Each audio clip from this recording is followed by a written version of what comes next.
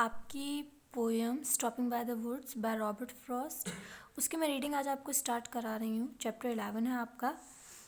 Robert Frost की ये poem है स्टॉपिंग बाय द वुड्स, जो कि उनकी काफ़ी फेमस पोएम है और आप कह सकते हैं काफ़ी सिंपल पोएम। अगर आप इसको ऐसे भी पढ़ेंगे तो आपको थोड़े बहुत जो है इसमें आइडिया हो जाएगा कि इसमें किसकी बात की गई है।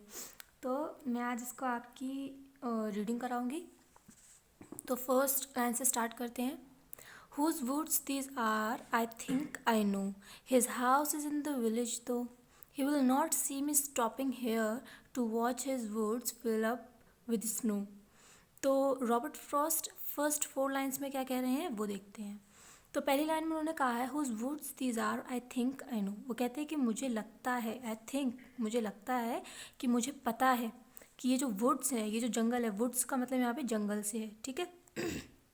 तो कि ये वुड्स जो हैं, ये जंगल जो है वो किसका है। His house is in the village दो। वो कहते हैं लेकिन उसका जो घर है, जिसका ये जंगल है, उसका जो घर है वो कहाँ है, विलेज में है। He will not see me stopping here. और क्योंकि उसका घर विलेज में है तो वो मुझे यहाँ पर रुकते हुए नहीं देख पाएगा। To watch his woods fill up with snow. और ना ही वो ये देख पाएगा कि मैं उसके जो जंगल है उसको वॉच कर रहा हूँ। मतलब एक यहाँ पे वॉच का मतलब घूरने से है, ठीक है।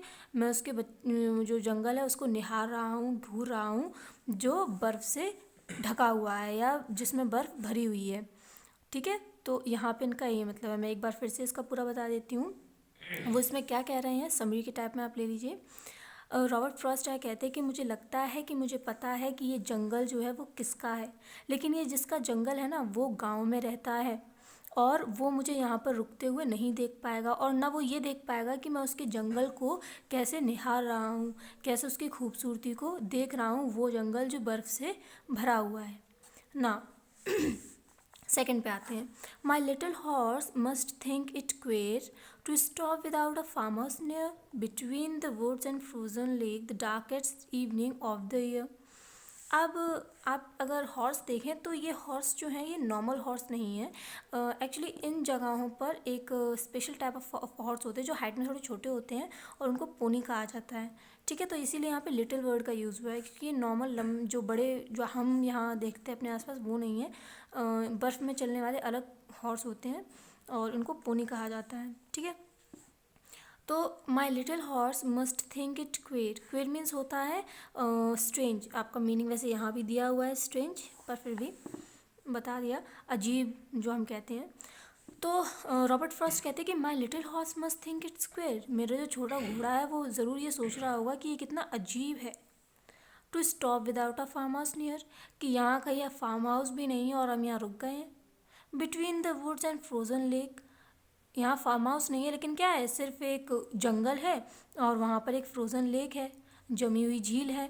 The darkest evening of the year, और जो शाम है वो पूरे साल की सबसे अंधेरी शाम है ये, ठीक है। तो रॉबर्ट फ्रॉस्ट यहाँ क्यों क्या कह रहे हैं मैं एक बार फिर से आपको समझ में बताती हूँ। वो कहते हैं कि मेरा जो लिटिल हॉर्स है वो ये सोच रहा होगा कि कितनी अजीब बात है कि मेरे मालिक जो हैं वो यहाँ बीच में रुक गए हैं, जहाँ ना कोई पास में फार्म हाउस है ना कुछ है, यहाँ जंगल के बीच में खड़े हैं जहाँ पर एक जमी हुई झील है और ये जो शाम है वो सबसे काली आप कह सकते हैं, सबसे घनी शाम है। तो वो यहाँ बीच में रुक क्यों गए हैं।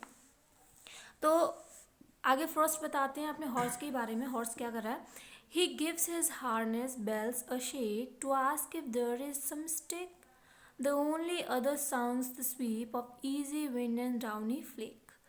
अब यहाँ पे हॉर्स के बारे में है, हॉर्स क्या सोच रहा है, क्या हो रहा है। तो हॉर्स क्या करता है, he gives his harness bells a shake. ये जो हार्नेस उसकी बंधी हुई है इसमें जो बेल्स हैं वो उसको थोड़ा हिलाता है, जैसे कि पूछ रहा हो फ्रॉस्ट से to ask if there is some mistake, कि कहीं कोई गलती तो नहीं हो गई है कि हम यहाँ बीच में आके रुक गए हैं। The only other sound the SVEEP, उस घोड़े की बेल्स के अलावा जो एक दूसरा साउंड जो सुन पा रहे हैं फ्रोस्ट, वो क्या है, the sweep of easy wind and downy flake. जो वहाँ पे ठंडी हवा चल रही है क्योंकि चारों ओर बर्फ़ है, तो वहाँ पे जो ठंडी हवा चल रही है उसकी ही आवाज़ उन्हें सुनाई दे रही है और उसके अलावा बेल्स की आवाज़, बस ये दो ही आवाज़ें उन्हें सुनाई दे रही हैं। सब कुछ बिल्कुल वहाँ पर शांत है ना। Last, the woods are lovely dark and deep but I have promises to keep and miles to go before I sleep and miles to go before I sleep। Now, this stanza is quite important because if you see, the last two lines have a different meaning for everyone. Because if I talk about myself, so for me it's different, and for you it can be different. Now, let me tell you about the meaning. तो the woods are lovely dark and deep. जो woods हैं, जो जंगल है, वो बहुत सुंदर है, dark है, अंधेरा है उसमें, और डीप है, बहुत गहरा भी है. But I have promise to keep. लेकिन मेरे जो कुछ वादे हैं, मैं जो कुछ प्रोमिस करके आया हूँ, वो मुझे पूरे करने हैं. And miles to go before I sleep. और मुझे मीलों दूर चल के जाना है बिफोर आई स्लीप. अब यहाँ पे बिफोर आई स्लीप से, जैसे मैंने आपसे कहा, अलग अलग मतलब है. मेरे लिए कुछ और हो सकता है, आपके लिए कुछ और, या आपने कहीं और से कुछ और सुना हो. तो मुझे जो बताया गया है उसके अकॉर्डिंग अगर मैं आपको कहूँ, मैंने जब पढ़ा था इसको, तो मैंने इसको सर्च वगैरह किया, तो इसमें एक तो ये है, स्लीप का मतलब रेस्ट से है, और दूसरा स्लीप का मतलब है, आप जो कहते हैं डेथ जो होती है उससे. तो ये तो यहाँ पे आपके दो मीनिंग निकल सकते हैं. फर्स्ट, कि वो कह रहा है कि मुझे मीलों दूर जाने हैं, मुझे मीलों दूर जाना है, कुछ प्रोमिसेस हैं, कुछ वादे, उनको पूरा करने के लिए, उसके बाद ही मैं आराम कर पाऊँगा. या आप एक दूसरा मीनिंग ये निकाल सकते हैं कि मेरे पास बहुत सारे वादे हैं जो मुझे पूरे करने हैं अब मेरे मरने से पहले. समझ रहे हैं? बहुत सारे वादे हैं जिन्हें पूरा करने के लिए मुझे मीलों चलना है, बहुत दूरी तय करनी है, और उसके बाद जाके मैं मृत्यु को प्राप्त होऊंगा. तो आई गेस आपको फर्स्ट वाला जो रेस्ट वाला मीनिंग है वो आपके लिए ज़्यादा सही है, तो मैंने उसी में ही आपको रखा है. तो आप इसको इस तरीके से बता सकते हैं दैट जो जंगल है वो बहुत खूबसूरत है, डार्क है, डीप है. और फ्रॉस्ट कहते हैं कि मेरे पास बहुत सारे वादे हैं जो मुझे पूरे करने हैं, और उन वादों को पूरा करने के लिए मुझे मीलों दूर की दूरी तय करनी है. इससे पहले मैं आराम करूं. आराम करने से पहले मुझे बहुत कुछ करना है. ठीक है? तो ये रॉबर्ट फ्रॉस्ट की पोएम थी. रॉबर्ट फ्रॉस्ट की एक और फेमस पोएम है जो इस बार मेरे कोर्स में है, ये ब्रिचेस. तो ये इनकी एक बहुत फेमस पोएम है. मैंने इनकी ये लाइंस वगैरह पढ़ी थी. इसमें इन्होंने पर्सोनीफाई किया है ट्रीज़ को एज गर्ल्स, मतलब ट्री को उन्होंने गर्ल्स की तरह दिखाया है. जब हम किसी natural living being, sorry, natural thing को, या आप कह सकते हैं नॉन लिविंग को लिविंग की तरह रिप्रेजेंट करते हैं, तो वो पर्सोनिफिकेशन होता है आपका फिगर ऑफ स्पीच. और फिगर ऑफ स्पीच आपका इसमें दिया हुआ है, अगर आप देखेंगे ये. तो मैं आपको फिगर ऑफ स्पीच सभी कराऊंगी एक एक करके. जैसे कि मैंने कहा था, ग्रामर का पार्ट आपका लास्ट में होगा.